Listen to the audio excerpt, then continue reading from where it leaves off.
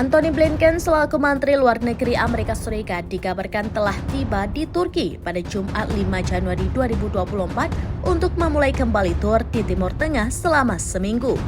Kedatangan Blinken ke Timur Tengah ini dikarenakan Washington mulai frustasi dengan perang di Gaza.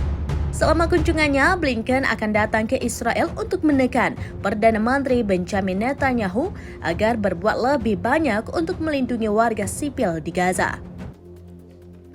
Mengutip dari Guardian, selain itu Blinken juga meminta Netanyahu agar mengizinkan lebih banyak bantuan untuk mencapai wilayah tersebut. Blinken juga mengekang para menteri sayap kanan yang menyerukan pemukiman kembali massal warga Palestina, sebuah retorika yang dikecam Amerika Serikat sebagai tindakan yang menghasut dan tidak bertanggung jawab. Netanyahu juga telah membuat marah Washington karena sejauh ini menolak untuk terlibat dalam perencanaan rinci mengenai pemerintahan di Gaza.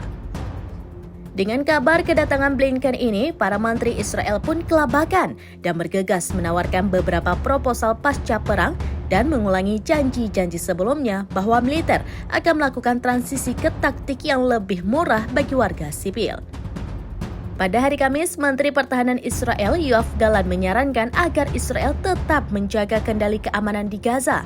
Namun, dengan badan Palestina yang dipimpin oleh Israel yang menjalankan pemerintahan sehari-hari. Gallant juga meminta Amerika Serikat, Uni Eropa, dan mitra regional mengambil tanggung jawab untuk rekonstruksi wilayah tersebut.